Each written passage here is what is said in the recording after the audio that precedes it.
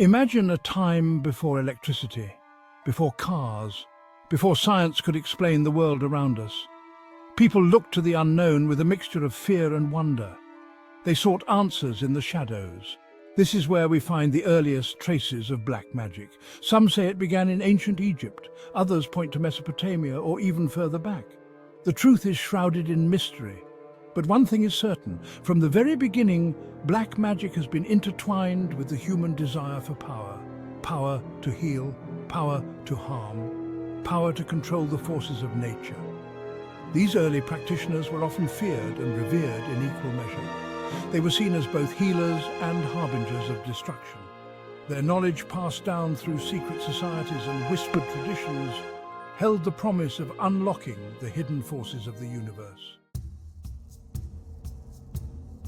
Black magic is often associated with elaborate rituals and the use of arcane objects, each chosen for its specific purpose and significance. Imagine dimly lit rooms filled with the scent of incense and herbs, creating an atmosphere thick with mystery and anticipation. Candles flicker, casting dancing shadows on the walls, adding to the eerie and mystical ambience of the ritual space. Animal bones, pieces of hair and personal belongings might be used in spells and curses, each item carefully selected for its unique properties. These items are believed to hold a connection to the person they are meant to affect, acting as conduits for the practitioner's intent.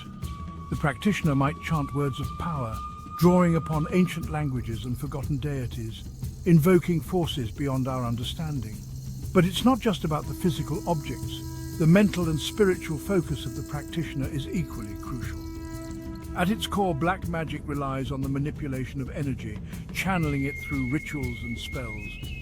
Practitioners believe that by tapping into unseen forces, they can influence the world around them, bending reality to their will. However, it's important to remember that not all practitioners of magic use it for nefarious purposes.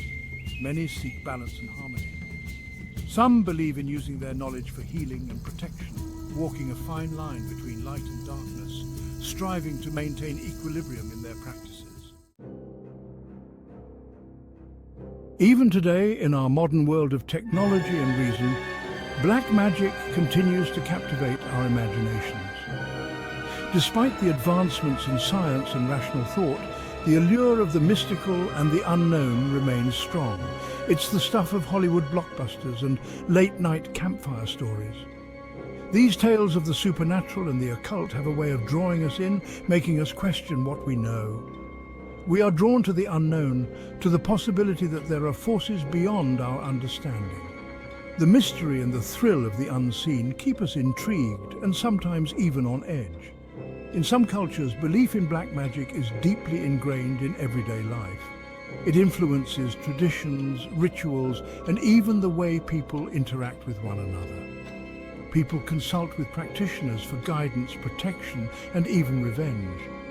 These practices are often passed down through generations, becoming a part of the cultural fabric. The fear of curses and hexes can be very real, influencing social interactions and decision-making. The power of belief can shape behaviors and even alter outcomes. Yet, in other parts of the world, black magic is often dismissed as superstition or fantasy. It's seen as an outdated concept, irrelevant in the face of modern knowledge. It's seen as the stuff of fiction, something to be enjoyed in books and movies, but not taken seriously.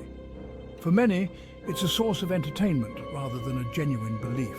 But perhaps the truth lies somewhere in between. The fascination with black magic might reveal more about human nature than about the supernatural.